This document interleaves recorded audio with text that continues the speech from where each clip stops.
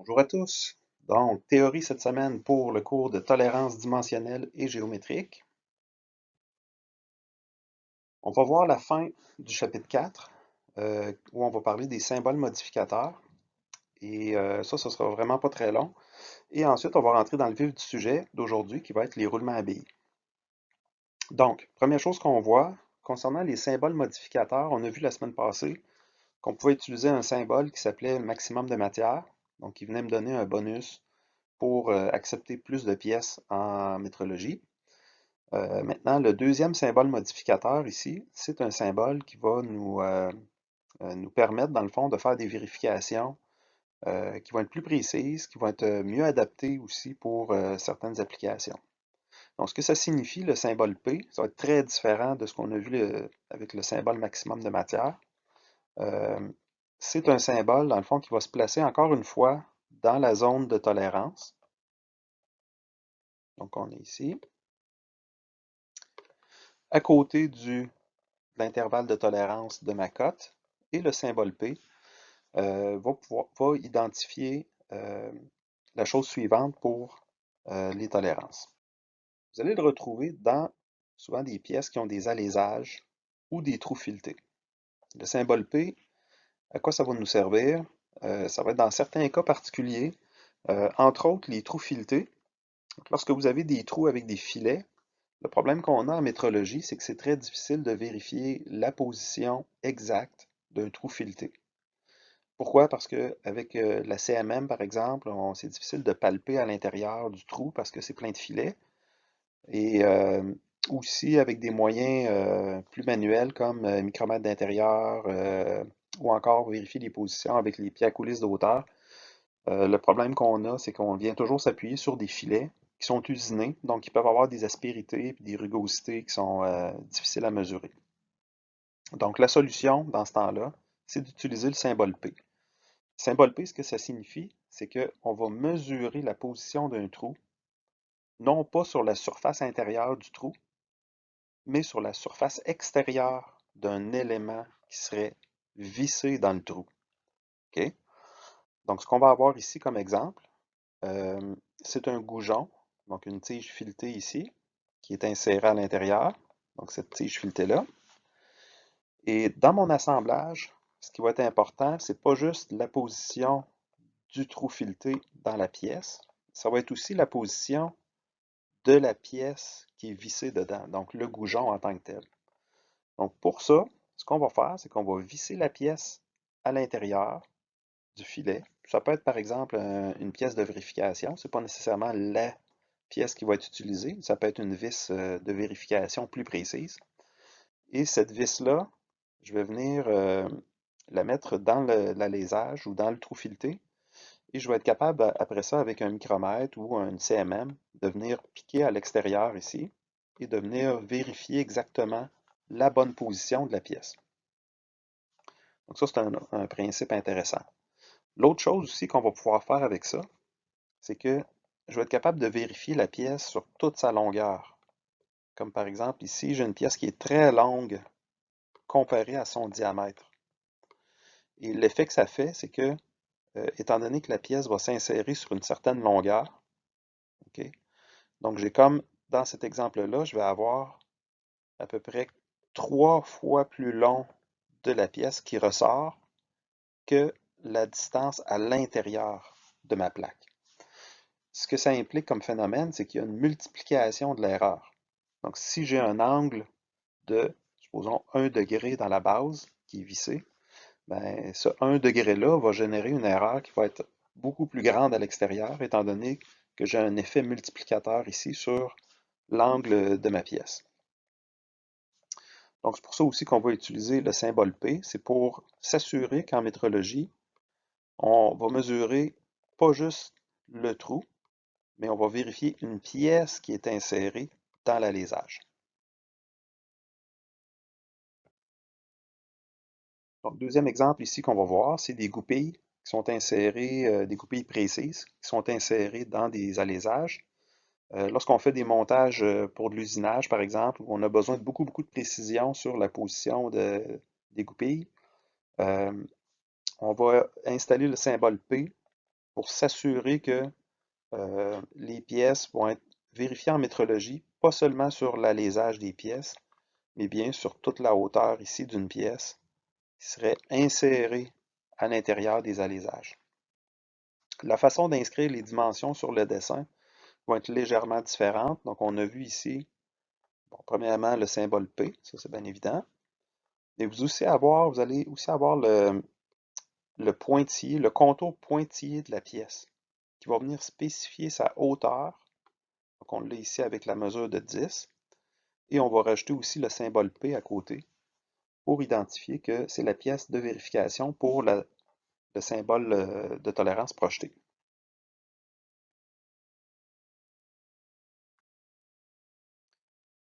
Maintenant, ça complète pour les tolérances projetées. Donc, pour l'instant, il n'y a pas d'autre chose à faire avec ça. Il n'y aura pas d'exercice nécessairement là-dessus, mais on va y revenir plus vers la fin de la session. OK, passons au chapitre 5, tolérance des roulements à billes. Donc, dans les roulements à billes, ce qu'on a à vérifier en tolérance dimensionnelle, c'est toutes les tolérances dimensionnelles qui vont me permettre d'usiner les pièces qui vont supporter les roulements. Donc, on ne cherchera jamais les tolérances du roulement en tant que tel. On va chercher plutôt les tolérances des pièces qu'il y a autour du roulement à billes. Donc, c'est quoi les pièces qu'il y a autour du roulement à billes? Ça va être les arbres. Donc, cette portion-là ici qui va toucher au roulement, cette portion-là. Et on va avoir les logements des roulements. Ce qu'on appelle un logement, c'est, dans le fond, la partie qui va supporter l'extérieur du roulement. On les appelle aussi les alésages. En anglais, c'est les housing. Donc, c'est les logements, c'est ce qui vient supporter ton roulement à l'extérieur. Donc, première chose qu'on va faire, c'est que je vais vous présenter différents types de roulements pour qu'on puisse savoir un peu à quoi vont servir les roulements. Donc, c'est vraiment comme une introduction. Je sais que dans le cours d'éléments de machine, vous allez probablement en parler aussi. Donc, je fais quand même juste un survol, juste pour que vous soyez, si jamais vous ne l'avez pas vu en éléments de machine, juste pour être sûr que les notions de base sont comprises. Tout d'abord, les roulements les plus fréquents qu'on va voir, c'est des roulements à billes standards. Le roulement à billes standard, il est très intéressant parce que c'est un roulement qui est assez performant dans beaucoup de choses euh, et qui est vraiment pas dispendieux. Okay? Donc, c'est vraiment ses caractéristiques principales. Donc, on peut dire qu'il est pas cher, qu'il est assez précis, il peut tourner assez vite et il peut prendre un peu de charge axiale. Il va prendre quand même beaucoup de charge radiale, mais un peu de charge axiale aussi. Donc, c'est quoi les charges radiales et les charges axiales? Dans l'exemple qu'on a ici, les charges axiales, c'est des charges qui sont parallèles à notre arbre. Donc, des charges comme ça. Supposons que mon arbre cherche à se déplacer dans le sens de la largeur. Il va venir pousser sur notre roulement ici. Okay? Donc, ça, c'est des charges axiales. Vous avez aussi les charges radiales. Donc, ça, c'est quand je vais venir appliquer de la force sur mon arbre. Eh bien, il va y avoir une charge radiale qui va être transmise à mes roulements. Donc, dans ce sens-là. Ça, c'est de la charge radiale. Donc, habituellement, les roulements vont prendre beaucoup de charge radiale et un peu de charge axiale. Il y en a certains qui prennent pas du tout de charge axiale. À ce moment-là, ça nous prend une butée qu'on appelle. La butée, c'est un type de roulement à billes, mais qui va fonctionner uniquement en charge axiale. Donc, si on combine des roulements à billes ou des roulements à rouleau avec une butée, ça donne un assemblage qui est très résistant parce que vous avez le meilleur des deux. Donc, vous avez beaucoup de charge radiale et beaucoup de charge axiale qui peuvent être prises. OK, deuxième type de roulement qu'on voit, c'est les roulements à rouleau. Donc, vous allez avoir vraiment beaucoup de types de roulements à rouleau, comme celui-là. Les caractéristiques du roulement à rouleau, c'est que c'est quand même assez cher à fabriquer parce que les rouleaux sont usinés indépendamment. C'est des roulements qui sont très précis, qui peuvent tourner quand même très vite et qui vont prendre beaucoup de charge radiale. Okay, donc ça, c'est ce qu'il faut retenir. Donc c'est assez précis, ça va bien, ça va vite, sauf que il y a un problème majeur, c'est aucune charge axiale. Pourquoi? Parce que le roulement à rouleau, il est comme guidé dans la bague intérieure ou extérieure, ça dépend, par des petits épaulements qu'on voit ici. Donc ces petits épaulements-là, si les rouleaux viennent qu'à frotter trop fort là-dessus, c'est sûr que ça va se briser. Donc ce qu'on fait dans ce temps-là, c'est qu'on va mettre une bague intérieure ou extérieure, comme on le voit ici, et on va tout simplement enlever les épaulements. Donc ce qui fait que la bague intérieure peut se démonter complètement. Donc il peut y avoir un glissement qui se fait sur la bague intérieure. Donc ça implique que si vous mettez une charge axiale, le roulement va tout simplement se déplacer. Donc il ne peut pas travailler tout seul. Il faut qu'il y ait un petit ami avec lui qui ait soit un roulement à billes ou un autre type de roulement qui va permettre de prendre la charge axiale. Maintenant, deuxième catégorie de roulement qu'on va voir, c'est les roulements à rotule. Donc là, ici, les roulements à rotule, il y en a plusieurs modèles. Maintenant, je vais vous en présenter deux. Le roulement à rotule sur rouleau, donc rotule ou encore sphérique avec rouleau. Et vous avez le modèle avec des billes, donc qui est comme celui-là ici. Donc vous comprenez que le roulement à rouleau est plus résistant parce que la surface de contact est beaucoup plus grande ici, comparativement à juste un petit point de contact pour les roulements à billes. Mais le prix est en conséquence. Donc les roulements à rouleau, toujours plus cher que les roulements à billes. Donc, pourquoi est-ce qu'on ferait ça un roulement sphérique? Eh bien, on le voit dans l'image qui est ici en bas. C'est que le roulement sphérique va permettre une certaine déformation, comme ça. Donc, une certaine déformation, un certain déplacement angulaire. Ce qui va faire que lorsque vous allez appliquer une force, on le voit ici sur l'image principale, donc lorsqu'on applique une force vers le bas sur notre arbre, l'arbre va fléchir, donc ça va faire un effet de banane, qu'on pourrait dire, et puis ça va venir déformer les roulements de chaque côté. Maintenant, pourquoi est-ce qu'on mettrait de la déflexion? C'est qu'on s'est rendu compte qu'en mettant des roulements très rigides à chaque extrémité, les roulements avaient tendance à se briser.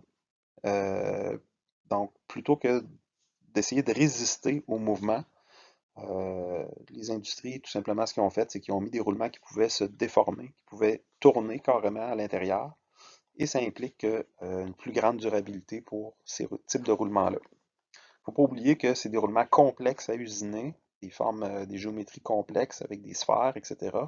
Donc c'est très très cher, euh, mais c'est quand même les plus résistants en termes de charge radiale. Ça peut prendre un petit peu de charge axiale, mais c'est vraiment plus fait pour de la charge radiale. Le dernier modèle que je vous présente, c'est le modèle de roulement à rouleau conique. Lui est très intéressant parce que dans le fond, il y a deux avantages principaux. Il va toujours fonctionner en équipe avec un ami, puis son ami va être toujours en sens inverse, comme on voit sur l'image ici. Les deux combinés ensemble, ça va vous donner une très bonne rigidité. Donc ça résiste beaucoup à de la déflexion. Donc l'effet de banane qu'on a vu tout à l'heure, si ton arbre fléchit à cause d'une charge qui est sur le milieu de l'arbre ici, eh bien, les roulements vont résister à la déflexion. Donc, ils sont très, très rigides. C'est sûr que lorsqu'on met trop de charge en déflexion, les roulements vont finir par se briser. Euh, Maintenant, l'avantage qu'on a aussi, c'est que c'est des roulements très précis, ils sont très rigides, et ils peuvent prendre beaucoup de charge axiale. Donc, beaucoup de charge radiale, beaucoup de charge axiale. Donc, dans les deux sens, c'est très performant. Mais en contrepartie, c'est aussi très cher. Donc, on en voit ici deux configurations. Une configuration en X et une configuration en O. Voyez-vous le O ici, puis ici c'est une configuration en X. Okay, donc les deux ont des avantages, des inconvénients, tant au niveau tant au niveau du montage, comment on va assembler les roulements, que de la façon dont les roulements vont travailler. Maintenant, sur nos ordinateurs au département de génie mécanique, on a un logiciel qui s'appelle Pivot. Ce petit logiciel-là est vraiment intéressant parce qu'il permet de tester des différents types de montage de roulement à billes. Donc, on voit ici dans l'image la façon que ça fonctionne sur le petit programme, là, juste pour vous montrer un peu ce que ça peut faire, puis on aura le temps de l'essayer plus tard. c'est qu'on va pouvoir tester en mettant différents types d'éléments de blocage, comme par exemple des snap rings, des douilles, comme la douille en verre ici, douille intérieure, douille extérieure, euh, d'autres snap rings. On aurait pu mettre aussi des épaulements sur les arbres, comme ça, ou des épaulements sur les alaisages. Il y a vraiment beaucoup de combinaisons d'éléments d'assemblage qu'on peut faire. Et en bout de ligne, le logiciel va nous donner un ratio de prix. Donc, il va pouvoir nous calculer ce montage-là va être plus cher que celui-là va être un peu mieux, etc. Il peut nous dire si ça résiste bien à des charges axiales. Il va nous dire aussi si c'est possible de le démonter, de l'assembler, etc. Donc, il fait des tests vraiment pour simuler les montages de roulement. Je le trouve vraiment intéressant à travailler. Malheureusement, il ne s'installe pas bien sur les ordi qui ont Windows 10 pour une raison que je comprends mal, là. Donc, si vous voulez l'essayer, le logiciel est disponible sur le partage PBDAR 02, tolérance, euh, dans pièces et pièces de partage. Et vous allez avoir le dossier pivot. Vous n'avez rien à installer, juste copier ce dossier-là sur votre ordi et cliquer dans le dossier BIN. Vous allez avoir le fichier exécutable pivot.exe et vous allez pouvoir démarrer le logiciel à partir de ça. Si ça fonctionne, tant mieux. Moi, les tests que j'ai faits à la maison, ça ne fonctionnait pas. OK. Euh, Maintenant, le vif du sujet aujourd'hui, comment on va faire pour trouver les tolérances de l'arbre et de l'alésage qu'on a de besoin pour fabriquer notre assemblage avec roulement à billes. Euh, Tout d'abord, il faut connaître le type de roulement qu'on a. Donc, il faut connaître ses spécifications, c'est quoi ses dimensions, c'est quoi son modèle, euh, puis à quoi ça va servir. OK? Donc, on va avoir à travailler avec deux tableaux qui sont, je dirais, les deux plus importants dans cette partie-là. Le tableau que vous allez retrouver à la page 84 des notes de cours, c'est le roulement, dans le fond, le choix des ajustements pour l'arbre. Euh, donc, je vais vous expliquer un peu le fonctionnement du tableau et ensuite, je vous donnerai des exemples. Fait que je vais vous détailler tous les tableaux importants, puis ensuite de ça, on va faire un exemple, puis vous allez pouvoir le pratiquer en exercice. Donc, premier tableau, comme je vous disais, pour l'arbre. Donc, ici, très important de faire attention parce que les tableaux se ressemblent. Donc, les tableaux pour l'arbre, vous avez deux sections. Donc, on doit savoir si on a un arbre tournant ou si on a un alésage tournant. Donc, des exemples d'arbres tournants, c'est lorsqu'on a, par exemple, des moteurs électriques, des turbines, des pompes, moteurs à combustion, des réducteurs, des boîtes à engrenages, des machines pour le bois, des machines pour l'usinage, etc. Donc, à chaque fois qu'on a un arbre qui tourne, finalement, c'est cette catégorie-là. Deuxième catégorie, c'est les alésages tournants, où on va avoir des roulettes, des poulies. Lorsque c'est la partie extérieure, finalement, qui va tourner, ça va être une autre catégorie qu'on va avoir. Deuxièmement, on doit savoir un peu c'est quoi les types de charges qui vont être appliquées sur l'assemblage. Donc, est-ce qu'on a des charges faibles, des charges élevées ou normales, ou des charges très élevées avec des chocs, beaucoup de vibrations, etc. Il y a une dernière catégorie qui est des charges très faibles ou grande exactitude de rotation lorsqu'on a par exemple des machines-outils. Okay? Donc des machines-outils, machines de vérification de haute précision, etc. On va avoir des ajustements de précision beaucoup plus élevés sur les positions des roulements. Deuxième chose qu'il faut savoir, c'est les diamètres et les types de roulements. Donc on a comme trois grandes catégories ici. On a les roulements à billes, les roulements à rouleau et les roulements à rotule. Donc c'est les trois catégories que je vous ai montrées. Il y en avait une quatrième catégorie qui sont les roulements coniques. Vous ferez attention, roulement conique, c'est ces deux options-là ici qu'il faut choisir. OK? Donc, tout dépendant des dimensions qu'on a, là, vous allez avoir pour les roulements coniques deux options spéciales ici où ça fait un changement, sinon c'est pareil comme le reste. Donc, roulement à billes, vous allez avoir différents diamètres. Donc, supposons que j'ai 25 mm de diamètre, je vais être dans la catégorie 18 à 100. Donc, je vais continuer comme ça. et ça va me donner un ajustement K5. Je vous donne un autre exemple. Supposons que j'ai un roulement à rouleau euh, qui a un diamètre de 65. Ben là, je vais être dans la catégorie 40 à 100 de cette colonne-là. Donc, ça va me donner un M5, etc. Donc, roulement à rouleau, à rotule, c'est-à-dire si je suis à 150, ben, ça me donnerait dans cette ligne-là ici, P6. OK? Maintenant, lorsque j'ai un alésage tournant, c'est beaucoup plus facile. L'arbre, il va avoir comme deux catégories possibles. Soit que j'ai un déplacement possible de mon roulement sur l'arbre, donc un déplacement axial. Comme par exemple, on appelle ça des roues folles. Imaginez une poulie qui est sur un arbre, la poulie elle peut se déplacer sur l'arbre. Donc il peut y avoir un déplacement. Ça, on voit ça assez rarement. Ça me donnerait un ajustement G6. Ou si j'ai pas de déplacement possible, donc je fais juste installer mon engrenage, ma poulie, ma roulette sur un arbre et il n'y a pas de déplacement axial possible, à ce moment-là, j'y vais avec un H6. C'est vraiment souvent ça qu'on va prendre. Maintenant, deuxième partie importante pour les tolérances des roulements, c'est l'ajustement pour l'alésage, okay, qu'on appelle aussi le logement. Alésage ou logement. En anglais, c'est un housing. Donc, deux catégories encore. Lorsque j'ai un alésage tournant ou lorsque j'ai un arbre tournant. Peu importe la situation, ici, c'est assez simple. On doit savoir les charges qui sont sur notre assemblage. Est-ce que j'ai des charges élevées ou des charges normales à élever? Okay. On nous donne ici un ratio de charge par rapport à la limite du roulement. Donc ici, je suis à 0.12C, puis ici, je suis à 0.06C.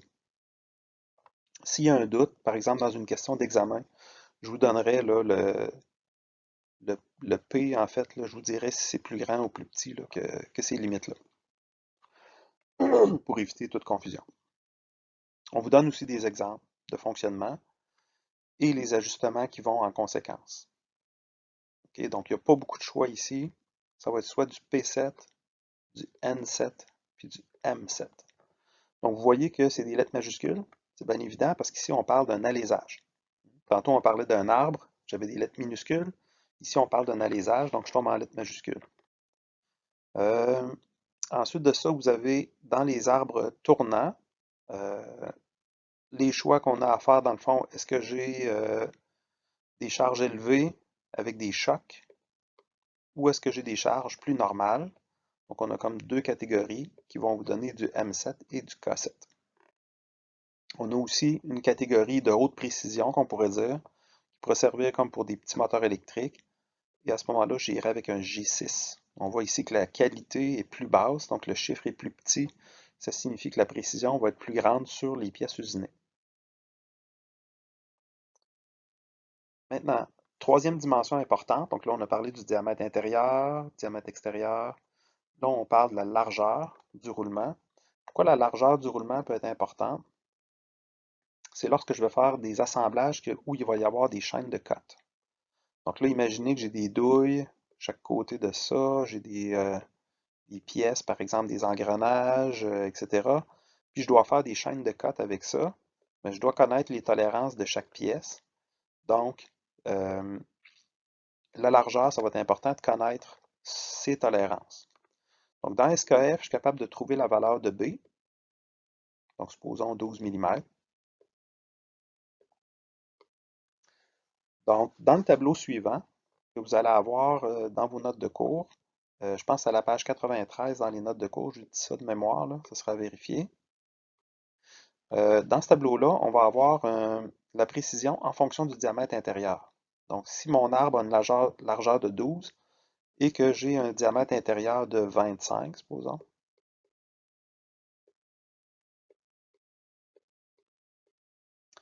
eh bien, je vais me situer dans la catégorie 18 à 30 et je vais aller chercher un 12 mm qu'on avait ici, plus 0, moins 120 microns. Donc ça, ce serait la tolérance de largeur à respecter.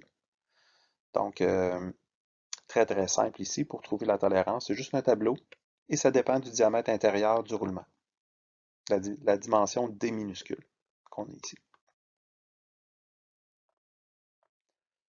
OK, la partie un petit peu plus compliquée ici au niveau du déroulement à billes, euh, c'est lorsque je vais parler des tolérances géométriques qui sont appliquées sur les arbres et sur les logements. Donc, vous allez avoir dans le fond, deux catégories. Euh, je vais parler des arbres et des logements. Dans la première partie, vous allez avoir trois modèles différents de dessin de détail qu'on va utiliser. Ça va dépendre en fait de ce que j'ai comme fonction dans l'assemblage. Donc, ce qu'on vous montre ici, c'est un arbre où je vais avoir un assemblage fixe. OK? Donc, j'ai un arbre qui est fixe et je vais avoir probablement une poulie qui va tourner là-dessus, un engrenage, quelque chose qui va tourner sur cet arbre-là. À ce moment-là, les tolérances que j'ai de besoin pour la surface cylindrique de mon support de roulement, je vais avoir besoin d'une cylindricité qui va avoir une tolérance T1. Le chiffre T1, on va le calculer dans l'étape suivante. Pour l'épaulement de mon roulement à billes, je vais y aller avec une perpendicularité qui va avoir une valeur T2 que je vais calculer plus loin, et ça va être par rapport à mes axes de A et B. Lorsqu'on parle d'un axe de A et B dans la même case comme ça, ce que ça veut dire, c'est que c'est la moyenne de l'axe de la surface A, qui est identifiée par ma référence ici, et la moyenne par rapport à B sur ma surface qui est ma surface cylindrique B, qui est identifiée. Donc, les axes de ces deux surfaces-là, on va faire une moyenne de ça, et les surfaces d'épaulement vont être perpendiculaires, donc celle-là ici, puis celle-là, vont être perpendiculaires à la moyenne des axes de A et B. Donc, c'est pour ça qu'ils sont écrits dans la même case. Okay? Donc, ils ne considèrent pas comme deux surfaces qui sont complètement indépendantes. Ils vont vraiment faire une moyenne des deux et ça devrait être perpendiculaire à ça. Donc, ça, c'est lorsque j'ai un arbre fixe. Si j'ai un arbre qui n'a aucun épaulement et que je vais avoir des roulements qui sont appuyés dessus, à ce moment-là, c'est très simple. J'ai uniquement une cylindricité. Donc, on veut s'assurer que l'arbre est vraiment cylindrique. Et je vais avoir à calculer une valeur T1 pour mettre dans ma boîte, pour compléter mon dessin de détail. Finalement, lorsque j'ai un arbre qui tourne, là, à ce moment-là, on va tomber avec quelque chose qui est dynamique. Lorsque j'ai du mouvement, c'est plus des tolérances de cylindricité puis de perpendicularité qu'on va avoir. Ça va être du battement total avec une valeur T1 par rapport à AB. Encore une fois, qui est la moyenne des axes de chaque côté. Et je vais avoir pour euh, mon épaulement, je vais avoir un battement total, mais cette fois-là, c'est un battement qui est axial parce que ma flèche pointe perpendiculairement à la surface de l'épaulement. La valeur va être T2 et par rapport à A et B. Ce sera le même principe pour les logements. Lorsque j'ai un alésage ou un logement qui est fixe, je vais avoir de la perpendicularité et de la cylindricité pour mes épaulements. Si j'ai aucun épaulement, encore une fois, c'est très simple. On va y aller avec seulement une cylindricité. Et lorsque j'ai un alésage qui tourne, donc comme on a parlé, si c'est une poulie, un engrenage, peu importe l'élément qui va tourner sur un arbre, là, à ce moment-là, j'ai quelque chose de dynamique et ça me prend à ce moment-là du battement. Le battement va s'appliquer axial avec une valeur T2 ou radial avec une valeur T1. OK? Donc, c'est les chiffres qu'il faudra mettre, puis les tolérances qu'il faudra mettre sur notre dessin de détail. Maintenant, comment calculer les valeurs T1 et T2? Bien, ça va être très facile dans le fond. Ce qu'il faut savoir en premier, c'est qu'il faut connaître nos tolérances pour l'arbre et pour l'alésage. Donc, on n'a pas le choix de passer par les premières étapes pour réussir à faire les étapes de tolérancement géométrique. Donc, par exemple, si j'ai un diamètre d'arbre ou d'alésage, okay, qui a une qualité de 5.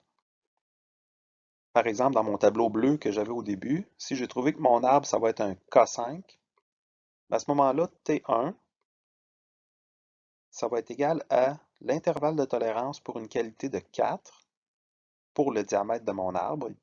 Il faut toujours tenir ça en ligne de compte pour le D standard de mon arbre. Et cette qualité-là, je vais la diviser par 2 pour T1 et je vais la prendre direct pour T2. Même principe si j'avais un roulement à billes avec une qualité de 6. Excusez pas un roulement, un arbre avec une qualité de 6. Donc, dans les choix que j'avais disponibles, j'avais G6, K6, M6, etc. Je vous ai mis toutes les possibilités. À ce moment-là, T1 va être égal à IT pour une qualité de 5 divisé par 2 et T2 va être égal à un IT de qualité de 5. Même principe pour qualité de 7. Donc, c'est toujours une qualité de moins divisé par 2 pour T1 et pour T2, c'est IT pour qualité de, supposons 7 moins 1 dans ce cas-là, ça donne 6. Donc, comment on va calculer les valeurs pour ces deux chiffres-là? Je vais vous le donner en démonstration tout à l'heure. Il faudra aller dans AMSweb et puis chercher les valeurs. Dans le fond, faire un petit calcul. Ce ne sera pas direct parce que AMSweb ne nous donne pas les valeurs de IT directement.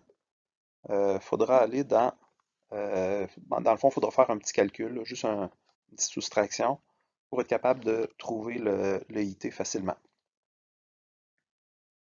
Donc, je vais vous le donner en exemple tout à l'heure.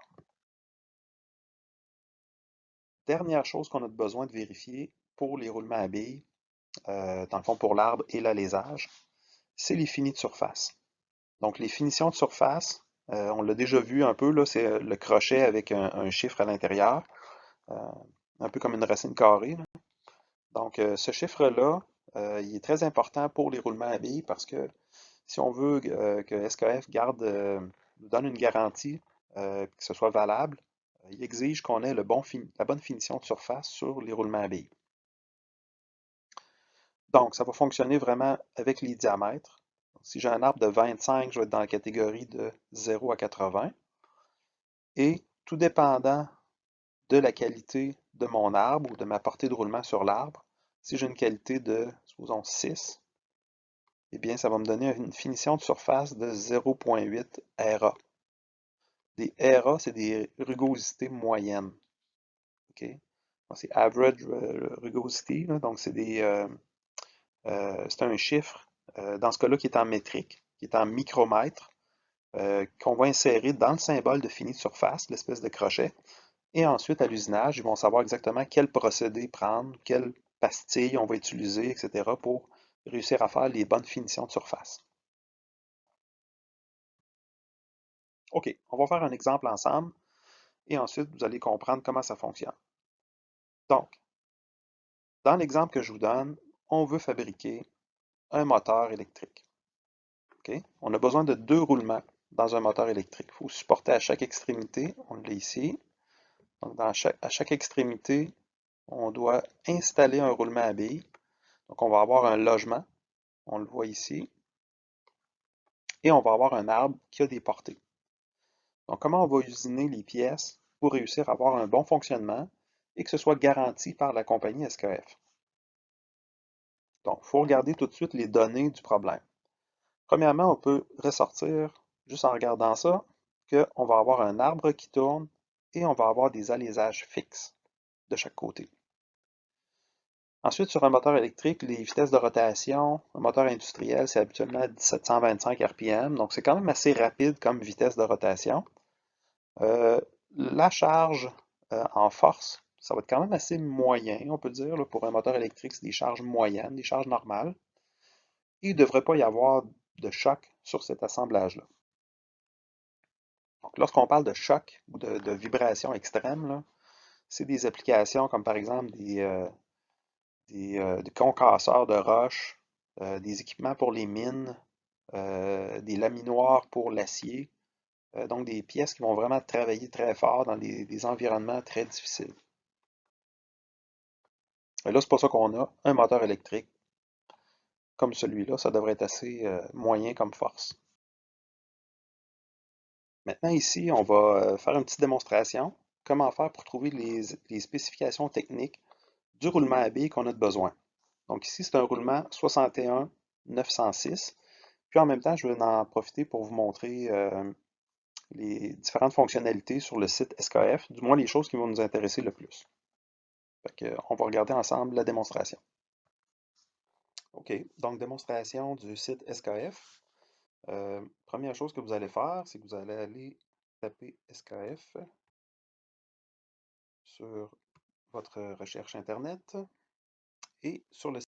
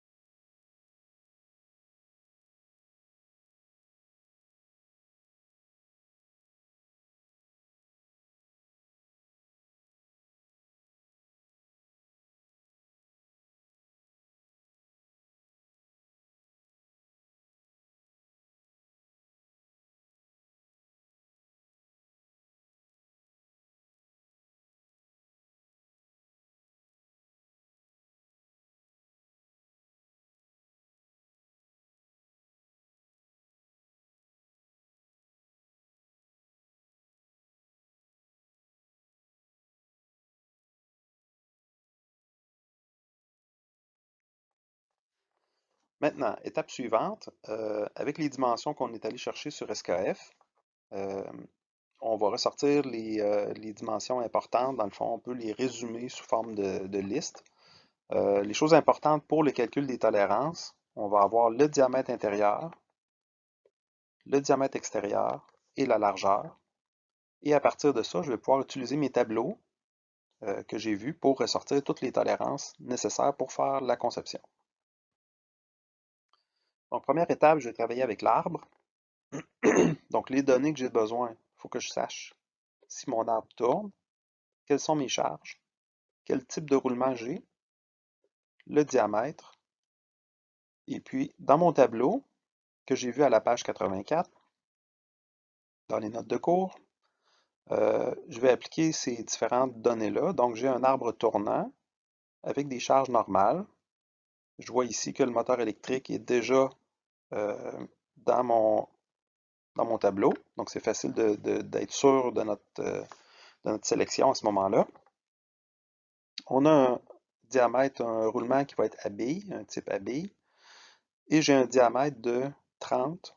Donc, je suis dans la catégorie 18 à 100.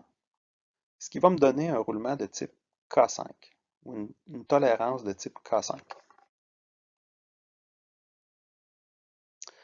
Vous regarderez dans les notes de cours, j'ai des, euh, des petites notes en bas du tableau. Euh, Lorsque j'ai un petit 3 comme ça, si vous prenez le temps de lire la note, ça veut dire que c'est utilisé pour des roulements coniques ou des roulements à contact oblique. Nous, c'est pas ça qu'on a, mais éventuellement, on pourrait en avoir besoin. L'étape suivante, c'est lorsqu'on parle du roulement qui va être appuyé sur l'alésage, donc la portée de l'alésage. J'avais un diamètre extérieur ici qui était à 47. Donc, j'ai besoin de savoir pour faire ma sélection de tolérance, est-ce que j'ai un arbre qui tourne ou qui est fixe, le type de charge, le type de roulement. Donc, dans mon tableau, j'ai un arbre tournant, j'ai des charges moyennes. On voit aussi dans la description des exemples que j'ai un moteur électrique. Et puis, ça va me donner ici un K7. Donc, K majuscule 7, qui est une valeur qu'on va voir très souvent là, pour les alésages. Autre tolérance qu'on a de besoin, si éventuellement j'ai à faire une chaîne de cotes sur la largeur du roulement, j'ai besoin de connaître les tolérances. Donc avec un diamètre de 30, je suis dans la catégorie 18 à 30. Donc on voit ici c'est de 18 inclus 30. Donc le 30 est vraiment dans cette ligne-là.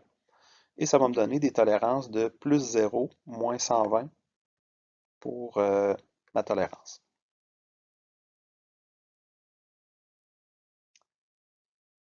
Maintenant, lorsque je vais aller dans AMESWeb, si je veux calculer par exemple des valeurs, euh, donc pour mon arbre tournant, si je veux calculer mes valeurs T1, T2 pour mes tolérances géométriques, ici je vais devoir aller dans AMESWeb. Sur AMESWeb, je ne peux pas avoir le chiffre de l'intervalle de tolérance directement. Donc pour ça, vous allez devoir faire un petit calcul très facile. Dans le fond, ce qu'on va faire, c'est qu'on va inscrire la valeur du diamètre nominal qu'on a de besoin dans AMESWeb, comme si je voulais calculer une tolérance de façon standard. Et ici, je vais inscrire comme catégorie ou comme tolérance, position de la tolérance, je vais inscrire un JS. Et puis, je vais inscrire ma qualité dans ma catégorie pour le trou, par exemple. Ça, je pourrais l'écrire pour l'arbre, ça ne change absolument rien, ça va être un ou l'autre. Et puis, je vais faire le calcul à AMESWeb en pesant sur le bouton calculer. Ce qui va me sortir, lui, c'est la première chose qu'on va voir, c'est le graphique.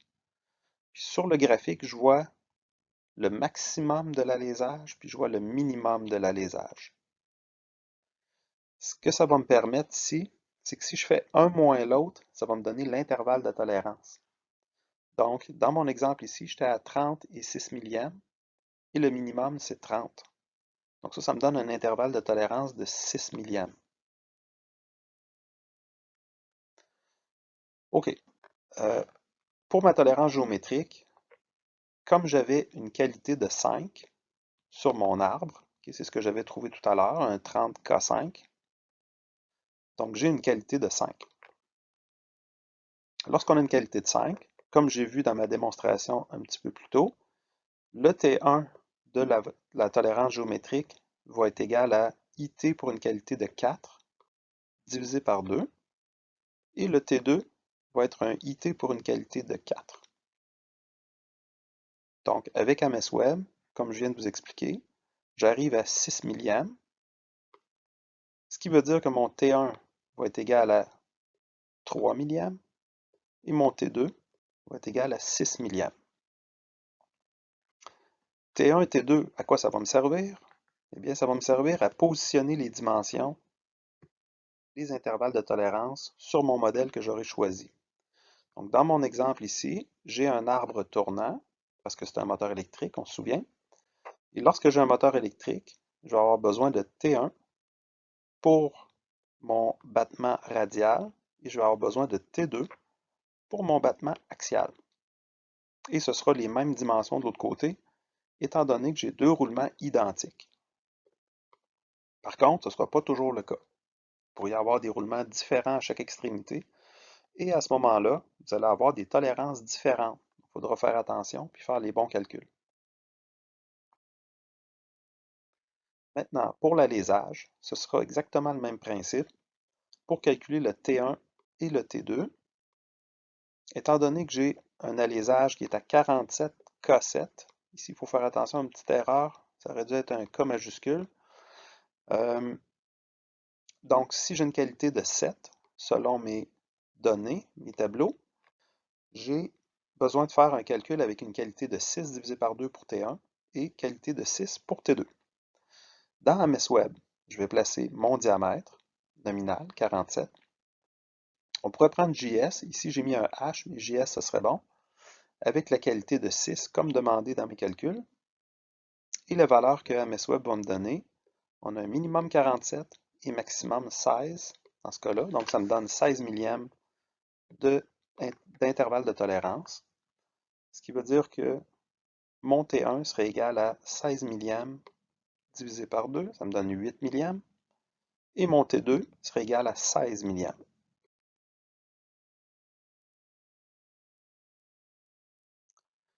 Maintenant, dans les modèles que j'ai choisis, étant donné que j'ai un alésage qui est fixe, c'est un moteur électrique, donc la partie extérieure, c'est le bâti qui est fixe, qui va supporter mon arbre.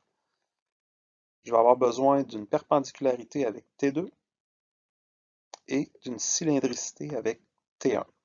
De chaque côté, c'est le même roulement.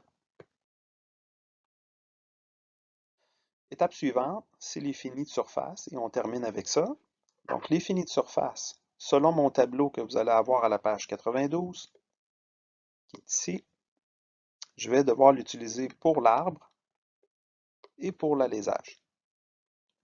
Donc, sur mon arbre, j'ai 30 K5.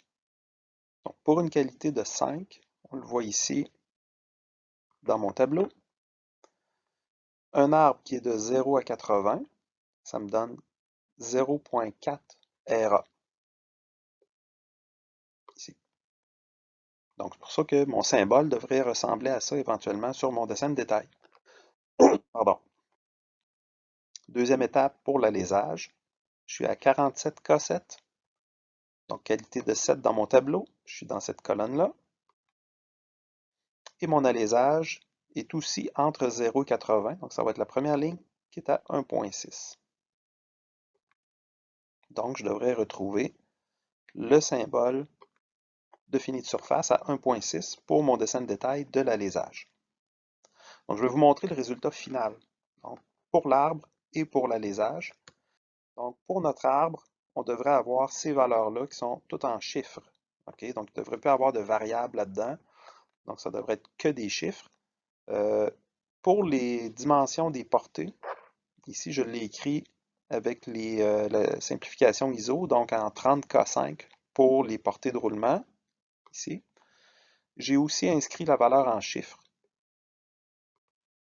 Okay? Donc, ce serait bien dans SolidWorks que vous preniez le type ajustement avec tolérance. Puis à ce moment-là, vous allez avoir les deux qui vont apparaître. Donc, ça va être écrit 30K5 plus 11, plus 11 plus 2. Donc, vous allez avoir tout dans la même mesure. Moi, je l'ai mis en deux séparés ici, là, mais ça peut être les deux ensemble. Aussi, pour les tolérances, dans SolidWorks, on va prendre le temps de bien dessiner nos symboles de battement pour identifier battement radial, battement axial avec les bonnes valeurs et aussi les finis de surface qu'il ne faut pas oublier.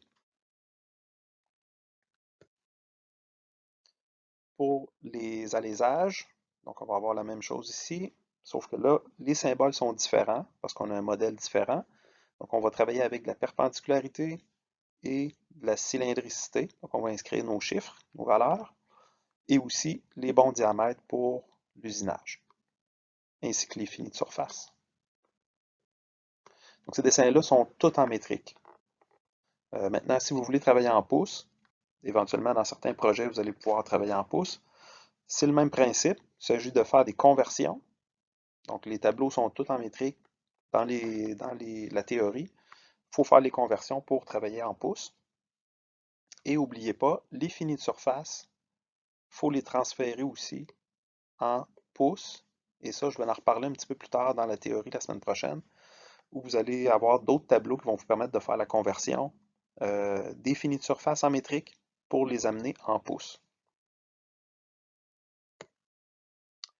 OK, cette semaine, vous allez avoir un exercice à faire qui va avoir, dans le fond, en deux parties. Donc, je vais vous donner deux cas à étudier. Le premier cas, c'est que vous allez avoir à travailler sur le projet du porte-palan. Rassurez-vous, il n'y a pas de SolidWorks à faire, donc c'est seulement que les calculs qu'on va faire. Je vous donne comme exemple le pivot du porte-palan. On avait utilisé des coussinets pour faire la rotation. Qu'est-ce qui arrive si on veut transformer les coussinets puis mettre à la place des roulements à billes? Donc, je vous ai donné une situation pour ça. Et deuxième situation, vous avez un roulement à contact oblique. Dans l'exemple qu'on vous donne ici, c'est pour une machine pour le bois. Donc, on veut planer des planches avec une machine. Donc, on a besoin d'un système de guidage en rotation qui est assez résistant. Donc, on va mettre des roulements à contact oblique. C'est des roulements qui sont légèrement différents, qui vont faire un travail plus axial à ce moment-là. Donc, comment ça va fonctionner? Vous avez seulement qu'à répondre aux différentes questions. Moi, ce que je vous demande, si je prends exemple le cas numéro 2, en passant, travail individuel, je vais vous donner les spécifications pour la sauvegarde du projet à la fin. Donc, on va regarder le cas numéro 2. Le cas numéro 1, c'est semblable aussi. Donc, moi, je vous fournis les données qui sont nécessaires pour faire votre travail. Vous allez devoir aller dans SKF, trouver les informations sur les roulements. Vous allez avoir les spécifications pour choisir les bonnes données dans les tableaux. Et ce que je vous demande de faire comme calcul, c'est trouver les tolérances d'usinage pour les portées de l'arbre, trouver les tolérances d'usinage pour les portées d'alésage, les tolérances de largeur, calculer les tolérances géométriques pour l'arbre et l'alésage. Vous allez devoir aussi choisir le bon modèle de détail. Donc sur les trois modèles, on en a toujours un qui est fixe, un qui tourne, puis un qui n'a pas d'épaulement. Donc vous allez devoir choisir un des trois pour chacun, l'arbre et l'alésage. Vous pourrez le mettre en capture d'écran dans votre travail. Il n'y a pas de dessin sur SolidWorks à faire, en passant. Ensuite, la dernière chose, c'est trouver la bonne finition de surface pour l'arbre et l'alésage. Maintenant, plus spécifiquement, la façon que je veux que vous fassiez le travail, je vous demande de détailler tout le travail, les démarches. Je vous demande de faire des captures d'écran des tableaux, ça va être plus clair, ça va être plus facile pour vous aussi de réétudier après pour l'examen si vous voulez observer des travaux. Faites toutes les captures nécessaires, prenez le temps de bien détailler vos calculs pour que je puisse bien corriger et faire c'est ça, des captures d'écran de SKF et des tableaux, puis mettez ça sur Word. OK, dans Word, ça va bien. Une fois qu'on a fini tout ça, on peut le sauvegarder en PDF. Et vous allez me copier votre PDF sur Sésame dans Remise PVDAR 02. Et j'espérais une date de remise pour mardi prochain, donc le 12 mai, à 5 heures. Donc, ça complète la théorie et les exercices pour cette semaine. Je vais vous mettre en partage sur Teams les exercices en PDF qui vont s'appeler exercice numéro 10 pour les roulements. Donc, ce sera à remettre pour la semaine prochaine. Merci beaucoup et bon travail.